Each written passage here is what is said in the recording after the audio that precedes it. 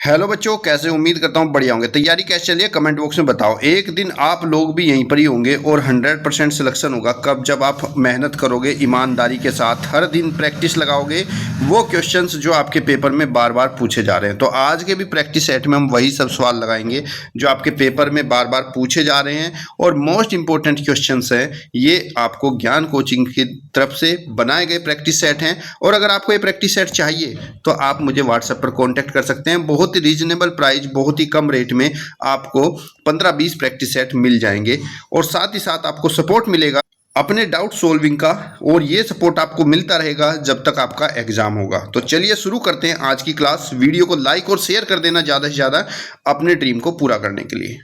Video को like और share करें। और आज की क्लास हम शुरू करते हैं क्वेश्चन नंबर 41 से लेकर क्वेश्चन नंबर 60 तक के 20 क्वेश्चन इस क्लास में लगाने वाले हैं। साथ ही साथ बहुत सारे बच्चों की डिमांड थी, कमेंट थे कि सर आप जो है हिंदी में गंदास भी भेजो। तो मैं अब आपको जो है एग्जाम के लास्ट में, इस क्लास के बाद में आपको हिंदी के पैराग्राफ भी दूंगा, जिसको पढ़कर उसके आंसर आप मुझे कमेंट बॉक्स में बताओगे। चलिए वीडियो को शेयर करते हैं।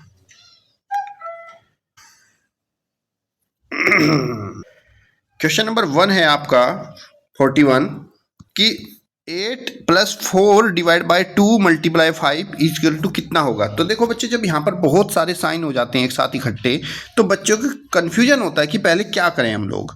तो आपको मैं बता दूं, यहाँ पर आपको यूज करना है बोर्ड मास। बोर्ड मास आपको क्या बताता है? ये आपका बोर्ड मास, ये आपको क्या बताता है? ये आपको 5-6 वर्ड याद रखने सिखाता है कि पहले अगर ब्रैकेट है तो ब्रैकेट सोल्व करो, उसके बाद ऑफ सोल्व करो, फिर डिवाइड, फिर मल्टीप्लाई, फिर प्लस और फिर माइनस। इसी क्रम में आपको सोल्व करना है। तो यहाँ पर ब्रैकेट तो नहीं है, इसका काम खत्म। ऑफ भी नहीं है।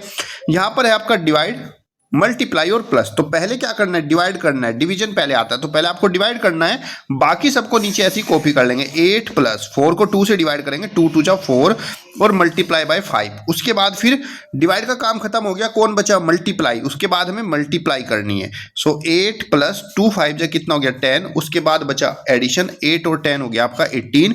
ऑप्शन नंबर 3 आपका राइट आंसर। ध्यान रखना, अगर बच्चे आप पहले यहाँ पर मल्टीप्लाई कर दोगे, मान लीजिए किसी बच्चे को पता नहीं था बोर्ड मास, अब तो पता चल गया, तो उसने कर दिया 8 + 4, पहले यहाँ पर मल्टीप्लाई कर दी उसने, डिवाइड बाय 5 × 2 = 10 कर दिया, तो गलत हो जाएगा। आपको जो मैंने क्रम बताया, पहले क्या करना है? आपको डिवाइड करना है, फिर उसके बाद आपको मल्टीप्लाई करना है, फिर प्लस और फिर माइनस। ये क्रम अपने दिमाग में अच्छे से बैठा लो। चलिए अगला क्वेश्चन देखते हैं। अगला क्वेश्चन है आपका कि यहाँ पर अंक दिए गए हैं 72480 से बनने वाली बड़ी से बड़ी 5 अंकों की संख्या और इसमें से एक अंक को एक ही बार प्रयोग करना है।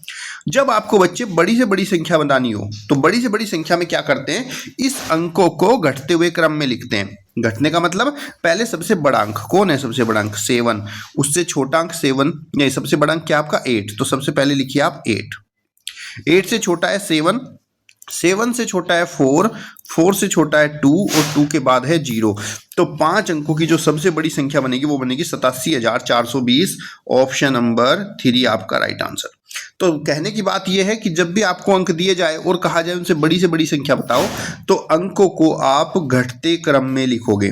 कैसे लिखोगे? घटते क्रम में।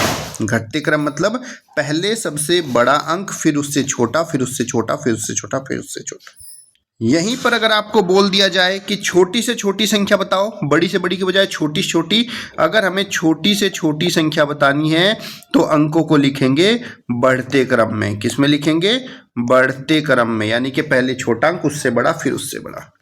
चलिए अगला क्वेश्चन देखते हैं। क्वेश्चन नंबर 43 में है 8.5 × 3 और 8.5 × 2 और आपस में क्या करना है? माइनस। जब ऐसा क्वेश्चन आपको दिखाई दे तो आपको क्या देखना है? यहाँ पर देखो कॉमन है क्या? इसमें कॉमन है क्या? 8.5 यहाँ पर भी मल्टीप्लाई हुआ है, 8.5 यहाँ पर भी। तो हम क्या करते हैं? इस 8.5 को यहाँ से बाहर निकाल लेते हैं और अंदर कौन बचा? 3, बीच में माइनस का साइन और 2। हल करेंगे 8.5, 3 में से 2 गया, कितना बचा आपका 1। 8.5 की 1 से मल्टीप्लाई करेंगे, आंसर आएगा 8.5। ऑप्शन नंबर 4 आपका राइट आंसर। तो जब आपको इस तरह का क्वेश्चन मिले कि वहां पर मल्टीप्लाई अलग अलग नंबर से है लेकिन एक नंबर सभी में कॉमन है, तो उसको पहले आप बाहर निकाल लीजिए, उसके बाद उसको सोल्व करिए। पेपर में वो आपको ऐसे भी क्वेश्चन दे सकता है, फॉर एग्जाम्पल जैसे 25 × 3, 25 × 2, 25 × 5। अब इसको अलग अलग मल्टीप्लाई मत करिए। क्या है यहाँ पे सब में एक नंबर कॉमन दिख रहा है 25 25 25, तो आप उस नंबर को बाहर निकाल लो और अंदर कौन बचा 3 बचा, ये 25 भी बाहर निकल गया 2 बचा, फिर ये 25 भी 5 बचा। अब 25 मल्टीप्लाई सबको प्लस कर दो, 3 2 5 और 5 10, मल्टीप्लाई बाय 10 किया। 10 से मल्टीप्लाई करते हैं किसी भी नंबर में, अगर 10 से मल्टीप्लाई 25 में तो क्या करना है, बस पीछे जीरो लगा दो। इन सब का योग सोल्व करने के बाद 250 आएगा, चाहे आप अलग अलग भी सोल्व कर लो, लेकिन अलग अलग क्यों करोगे, हमने मेथड सिखाया है ना कि अगर आपका कोई नंबर सभी में कॉमन है, अंदर कोई भी साइन है प्लस माइनस, तो आप कॉमन वाले को बाहर निकाल लिए, अंदर वाले को ऐसे कैसे साइन के साथ रखिए, आपका आंसर 100% राइट आएगा, कम समय में आएगा, बिना गलती के आएगा। अगला प्रश्न देखिए, यहां पर आपको डेसिमल को बताया गया है कि किसके बराबर होगा, प्लस करना है। यह है आपका 2.5। याद रखना डेसिमल जब हम करते हैं तो डेसिमल के नीचे डेसिमल होना चाहिए, ये बात आपको हमेशा याद रखनी है। प्लस करेंगे इसको, 5 5 10 6 16, हासिल बचा 1 आपका, 2 और 1 3 3 6 और 9 6 15, तो आंसर आएगा 15.6। ऑप्शन नंबर 3 आपका राइट आंसर हो जाएगा। देखिए, सबसे छोटी संख्या बताओ जो 8 9 12 और 15 से विभाजित हो जाए और हर बार में एक शेषफल बचे, ऐसी संख्या बताओ। तो क्या करते हैं हम लोग इसके लिए, जो हमारी संख्या होगी वो कैसे निकालेंगे, हमें किससे डिवाइड करनी है, 8 से 9 से 12 से 15 से, तो उसके लिए हमें क्या करना होगा, एलसीएम निकालेंगे, किसका, 8 का 9 का 12 का और 15 का, और उस एलसीएम में हमें कितना शेष बचाना है, 1, वही हम प्लस कर देंगे, हमारी संख्या निकल कर आ। तो चलिए करते हैं एलसीएम, जिन बच्चों को नहीं आता वो सीख लीजिए। पहले हम इसको 2 से कट करें, 2 चौक 8, 9 ऐसा ही, 2 छिक 12 और 15 भी ऐसा ही। फिर हम इसको 2 से कट करेंगे, 2 2 जा 4, फिर 9, 2 3 जा 6 15, फिर ऐसा ही। फिर हम इसको 2 से कट करेंगे, 2 1 जा 2, 9 3 15, उसके बाद 3 से कट करेंगे, 1 3 3 9, 3 एकम 3, 3 5 15, फिर 3 से कट होगा 3 3 एकम 3 1 और 5, और उसके बाद ये 5 से कट हो जाएगा 1 1 1 1। जब तक 1 1 नहीं आएगा तब तक आप सोल्व करते जाओगे। अब हम निकालते हैं इसका LCM. LCM is equal to क्या करेंगे, मल्टीप्लाई 2 इंटू 2 इंटू 2, 3 टाइम 2 है, 2 टाइम 3 है, 3 इंटू 3 और उसके बाद है 5, मल्टीप्लाई करेंगे, 2 दूनी 4 दूनी 8, पंजे 40, 40 दिया 120, 120 दिया 360, तो इसका एलसीएम कितना आया 360। अगर ये पूछता कि तीनों से विभाजित हो जाए तो ये उत्तर था, लेकिन उसने कहा कि प्रत्येक मामले में एक शेषफल बचना चाहिए, तो ऐसी कंडीशन में जो संख्या होगी वो क्या बताई थी मैंने, इनका एलसीएम कितना आया 360, प्लस में जो भी शेषफल उसने बताया उसको प्लस कर देंगे, तो संख्या हो जाएगी 361। ऑप्शन नंबर 4 आपका राइट आंसर। क्लियर हुआ बच्चों, जब भी आपसे छोटी से छोटी संख्या का जिक्र किया जाए तो सीधा दिमाग में ले लो एलसीएम की बात हो रही है, शेषफल बचाना है, उस एलसीएम में प्लस कर दो, वो संख्या चाहिए जो इनसे पूरी पूरी विभाजित हो जाए, तो 360 ऐसी संख्या जो इन सबसे करोगे तो पूरी पूरी डिवाइड होगी, 8 से करोगे तो भी कट जाएगी, 9 से करोगे, 12 से 15 से, सबसे। अब देखते हैं अगला प्रश्न में क्या बोला गया, वह बड़ी से बड़ी संख्या, क्या लिखा है, बड़ी से बड़ी, दिमाग में आ जाएगा, बड़ी से बड़ी है तो एचसीएफ की बात हो रही है, मां से निकालेंगे। वह बड़ी से बड़ी संख्या बताओ जिससे हम 245 और 1029 में भाग दें और भाग देने पर हर बार शेषफल क्या बचे, 5। प्रश्न का मतलब समझिए, ऐसी संख्या बताओ जिससे मैं 245 को भाग करूं, ये वाली संख्या बतानी है कि शेषफल 5 बचे, उसी संख्या से मैं 1029 को भाग दूं और भाग करने पर, तो यहाँ पर भी उसी संख्या से, जो संख्या यहाँ है वही संख्या यहाँ है, तब भी शेषफल 5 बचना चाहिए। कैसे करेंगे समझ लो। सबसे पहले हम क्या करेंगे बच्चे, इसके लिए यहाँ से ये जो संख्या है 245, इस संख्या में से हमें शेषफल कितना बचाना, 5 5 माइनस करेंगे, माइनस करने पर आ गया 240। फिर जो दूसरी संख्या हमारी 1029, उसमें से भी शेषफल को माइनस करेंगे, माइनस करने पर आ गया हमारा 1025। अब हमें दोनों संख्या के अभाज्य गुणनखंड करने हैं।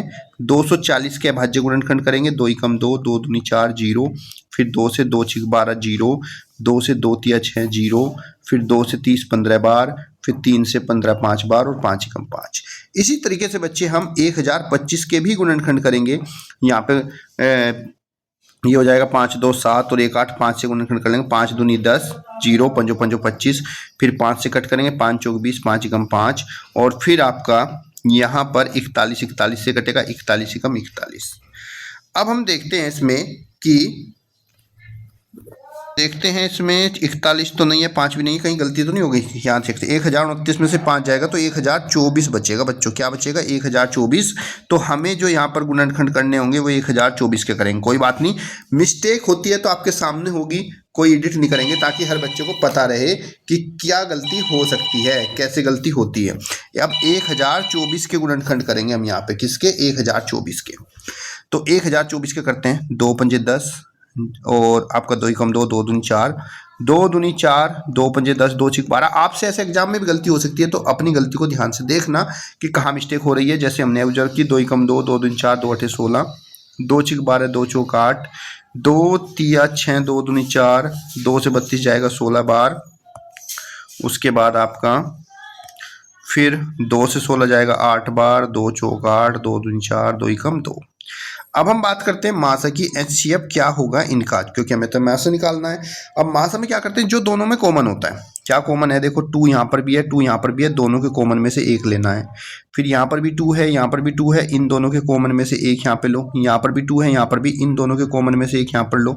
यहाँ पर भी 2 है, यहाँ पर भी 2 है, इन दोनों के कॉमन में से एक 2 लो। और कोई कॉमन है? 3 यहाँ तो है, लेकिन इधर 3 कहीं नहीं है, 5 इधर भी नहीं है। तो फाइनली हमारा जो मासा आ जाएगा वो आ जाएगा 2 दूनी 4, दूनी 8, दूनी 16। तो फाइनली हमारा HCF आ गया कितना? 16। तो 16 वो संख्या है जिससे मैं इसको डिवाइड करूंगा तो भी शेषफल 5 मिलेगा, 16 से इसको डिवाइड करूंगा तो भी शेषफल 5 मिलेगा। ऑप्शन नंबर 3 आपका राइट आंसर हो जाएगा। कमेंट बॉक्स में बताओ मुझे समझ में आया कि नहीं। वीडियो को लाइक और शेयर करना। और ऐसी छोटी मोटी मिस्टेक जैसे मुझसे हो गया था, माइनस करने में 1025 लिख दिया था, आपसे भी एग्जाम में हो सकती है, तो क्वेश्चन को बहुत ध्यान से करिएगा। कोई एडिट नहीं करेंगे ताकि बच्चे को पता तो चले गलती कहाँ कहाँ होती है। अगला क्वेश्चन है आपका कि संख्या दी है 3, 5, 8, 11, 12 और 16। इन संख्याओं का औसत बताओ। इन संख्याओं का औसत क्या होगा? औसत कैसे निकालते हैं? मैंने आपको बताया था औसत को एवरेज कहते हैं। और एवरेज बराबर क्या होता है? Sum of number. Sum of number, जितने भी संख्या है उनका योग, और अपॉन में टोटल नंबर कितने हैं। अब यहाँ पे देखते हैं भाई, सम ऑफ नंबर क्या हो गया? पहला नंबर है 3, फिर है 5, फिर है 8, फिर है 11, फिर है 12, फिर है 16। Sum of number divide by total number. Total number कितना है? 1, 2, 3, 4, 5, 6। तो 6 से इसको कर दो डिवाइड। कभी भी औसत की बात आए, नंबर का हो, स्टूडेंट का, तो जो भी आपको दिया उन सबको प्लस करो और जितने हैं वो उसी से उसको डिवाइड करो। अब हम इसको प्लस करते हैं। प्लस करने का भी तरीका बताता हूँ। सबका एक एक डिजिट का नंबर है। 5, 3, 8, 8, 16, फिर 1 जोड़ो 17, 17 और 2 19, 19 और 6 25, 25 में लिखो 5, हासिल अभी बचे हैं हमारे पास 2। अगला हमारा दहाई का अंक है, तो इसको जोड़ो, 1 और 1 2, 2 और 1 3, आगे तो एक ही अंक था। 3 में 2 जोड़ो, कितना हो गया? 5। तो 55 डिवाइड बाय कितना हो गया? 6। अब हम इसको डिवाइड करेंगे 55 को 6 से। 55 को 6 से डिवाइड कर दो, क्योंकि हमारा आंसर डेसिमल में है। तो यहाँ पे हमें मिलेगा 6 निम 54, 5 में से 4 गया 1, दशमलव लगाया, 0, 6 कम 6, 10 में से 6 गए, कितना बचा? 4, 0 लगा लिया, 6 छंग 36, ऐसे आता चला जाएगा। कितना आया? 9.16। तो इसका जो औसत हो जाएगा वो 9.16। ऑप्शन नंबर 2 आपका राइट आंसर। यहाँ पर कहा गया है 480 के 40% का मान कितना है?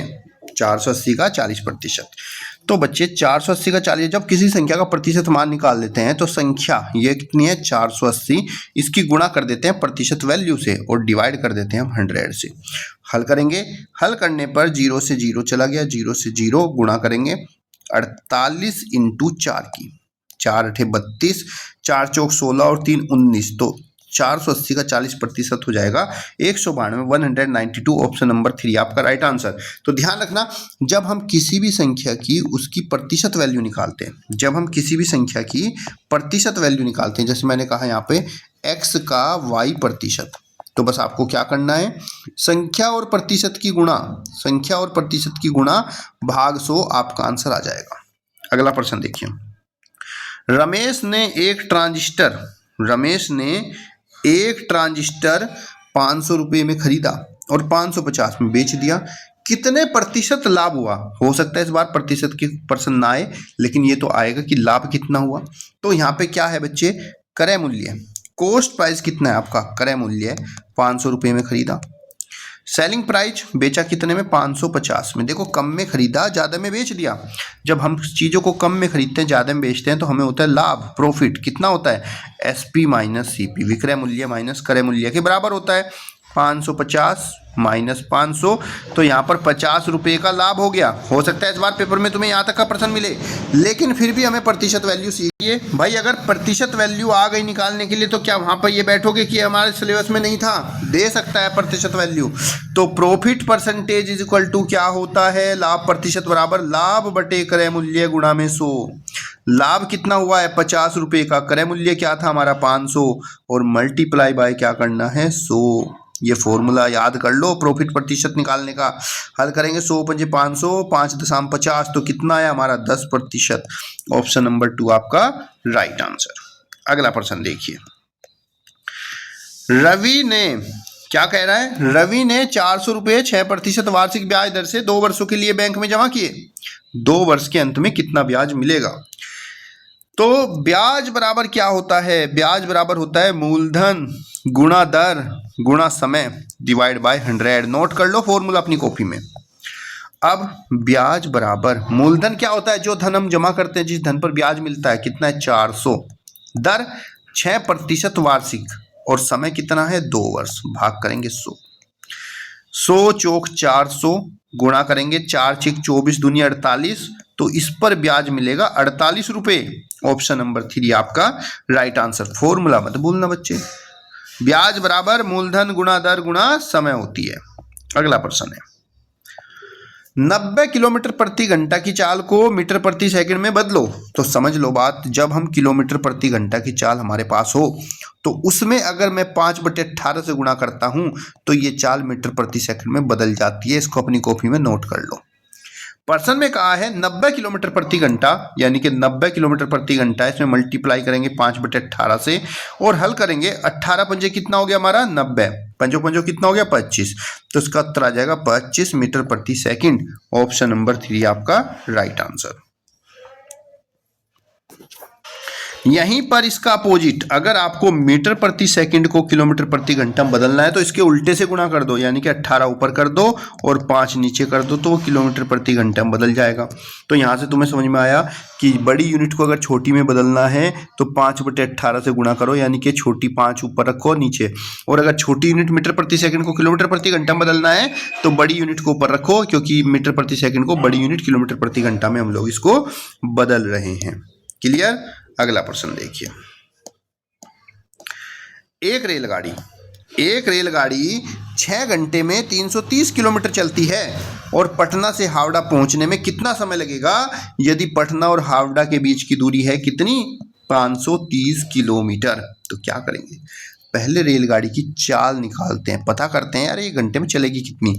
चाल बराबर क्या होता है, चाल बराबर होता है दूरी बटे समय।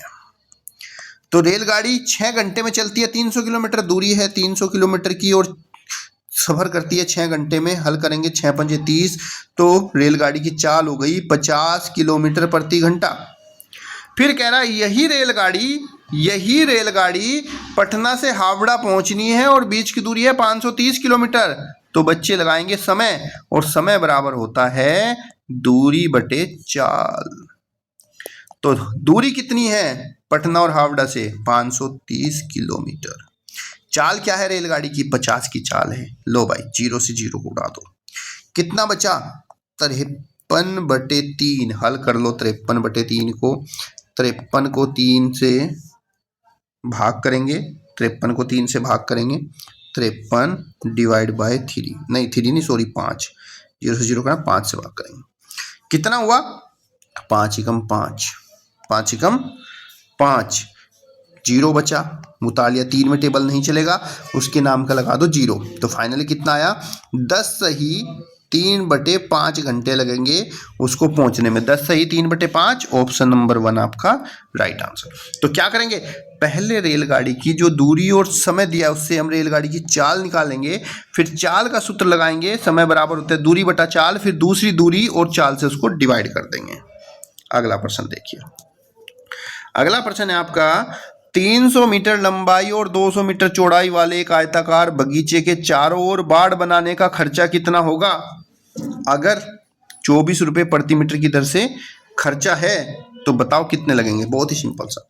देखो एक आयताकार है, 300 मीटर उसकी लंबाई है, 200 मीटर उसकी चौड़ाई है। आयताकार की खास बात क्या होती है, बहुत आसान लैंग्वेज में बताता हूँ। उसके आमने सामने की भुजाएं बराबर होती हैं, तो ये 300 है तो ये भी कितना हो गया 300, ये 200 है तो ये भी कितना हो गया। तो टोटल लंबाई देख लो भाई, बाड़ बनाने में कितना खर्च हो रहा है। इसके चारों तरफ की जो बाड़ है, वैसे तो आप परिमाप का सूत्र भी लगा दोगे, लेकिन मैं तो तुम्हें बेसिक बता रहा हूँ भाई। परिमाप है, चारों तरफ का निकालना, तो चारों तरफ की भुजा पता है, तो सूत्र के चक्कर में ही मत पड़ो, जोड़ दो सबको, प्लस कर दो।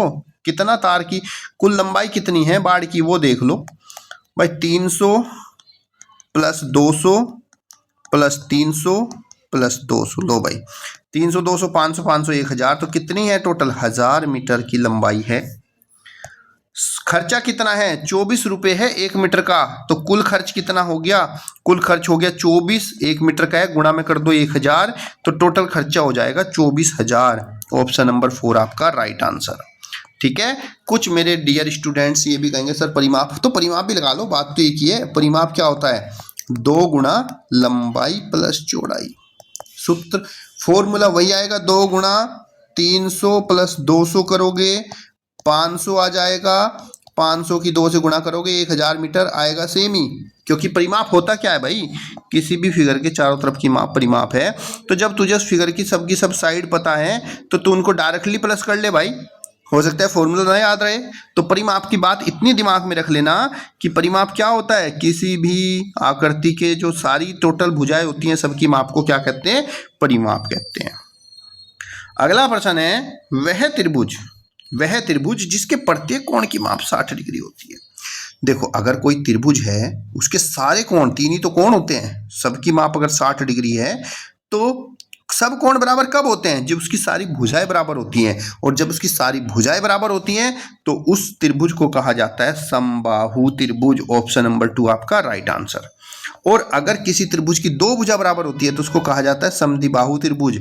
अगर किसी त्रिभुज में कोई एक कोण 90 डिग्री का होता है, एक कोण कोई 90 डिग्री का होता है, तो उसको कहा जाता है समकोण त्रिभुज। किसी एक त्रिभुज में कोई एक कोण 90 डिग्री से ज्यादा का होता है, तो उसको कहा जाता है अधिक कोण त्रिभुज। लेकिन आपकी सभी कोण बराबर हैं, तो सभी भुजाएं भी बराबर होंगी, तो उसको कहा जाएगा समबाहु त्रिभुज। अगला प्रश्न है आपका, ध्यान से देखिएगा। यहां पर एक श्रेणी है, पहला पद है 6, दूसरा पद है 12, तीसरा पद है 36, उसका अगला पद बताओ क्या होगा।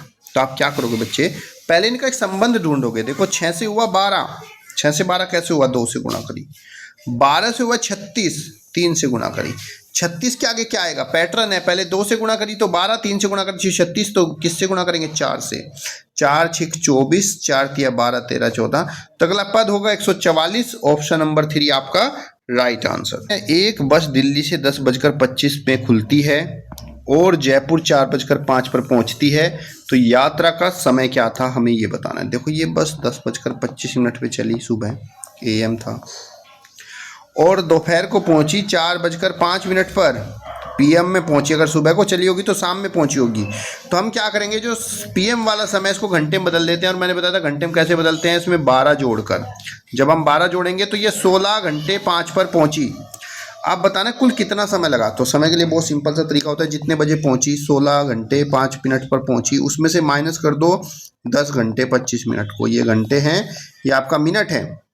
अब यहाँ पे क्या होगा, 5 में से 25 नहीं घट पाएंगे, एक हासिल लेंगे, लेकिन ये घंटा है, मिनट में जाएगा, तो ये 1 घंटा, ये 16 था ना, 15 हो गया, और ये इधर घंटा मिनट में जाएगा, तो ये 60 में कन्वर्ट हो जाएगा, और 60 5 65, तो टोटल हो जाएंगे 65 मिनट। माइनस करेंगे, 5 में से 5 गया 0, 6 में से 2 गया आपका 4, और 15 में से 10 गया 5, तो टोटल इसको पहुंचने में समय लगेगा 5 घंटा 40 मिनट। ऑप्शन नंबर 2 आपका राइट आंसर। अगला प्रश्न है, 5वीं कक्षा के एक पिकनिक पर सुबह 8:10 पर गए और 2 घंटे 20 मिनट उनको वहां से पहुंचने में लगे। कितने बजे पहुंचेंगे, देखो ये AM का टाइम है, AM का सुबह का टाइम सुबह का ही रहता है। अगर शाम का होता तो इसको 12 जोड़कर हम घंटों बदलते हैं, प्लस करेंगे 0 3 8 2 10, तो ये पहुंचे 10:30 पर। ऑप्शन नंबर 4 आपका राइट आंसर।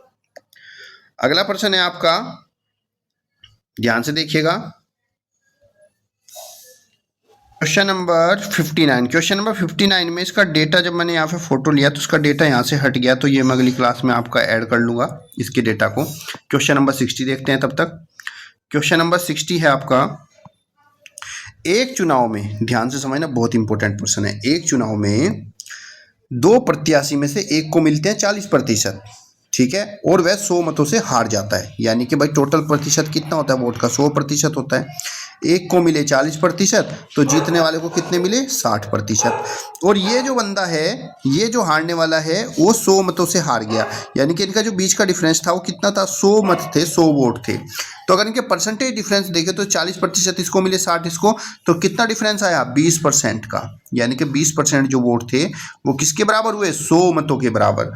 तो बच्चे 1% वोट हो जाएगा आपका 100 डिवाइड बाई 20, 20 पंजे 100। तो 1% वोट जो है वो आपका किसके बराबर हुआ, 5 वोट के बराबर। और पूछ रहा टोटल वोट कितने थे, टोटल वोट होते हैं 100%। तो 1% जब 5 के बराबर है तो 100% बराबर हो जाएगा 5 गुणा 100 बराबर 500%, सॉरी 500 वोट। ऑप्शन नंबर 1 आपका राइट आंसर। चलिए अब देखते हैं कुछ पैराग्राफ। जैसा कि मैंने कहा था आपको क्वेश्चन मैथ के बाद आपको मिलेंगे पैराग्राफ। तो ये पैराग्राफ है आपके हिंदी के, जिसमें एक आपको उसको पढ़ना है, पढ़ने के बाद आपको जो प्रश्न दिए गए हैं इनके आंसर आपको बताने हैं। तो ये आपका अनुच्छेद नंबर 1 है, ये आपका 2 है, और उसके बाद अनुच्छेद नंबर 3 और अनुच्छेद नंबर 4। स्क्रीनशॉट ले लो, आराम से पढ़ के आंसर दो। उसके बाद फिर जब आपके आंसर आ जाएं, उसके बाद फिर अपने आंसर आप लोग यहाँ पर अनुच्छेद के मैप कर ले, मैचिंग कर लेना।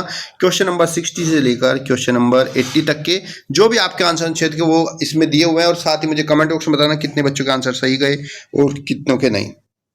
तो कमेंट बॉक्स में बताओ आज की क्लास आपको कैसी लगी। वीडियो को लाइक और शेयर करना, ज़्यादा से ज़्यादा हर उस बच्चे तक पहुँचे जिसको ज़रूरत है एग्जाम की, और जिसको अपना फोटो यहाँ पर देखना है कॉन्ग्रेचुलेशन में। और कॉन्ग्रेचुलेशन तभी मिलेगा भाई जब आपका सिलेक्शन होगा, वो तभी होगा जब आप अच्छे से मेहनत करोगे लगन के साथ, ईमानदारी से। तब तक के लिए धन्यवाद, जय हिंद।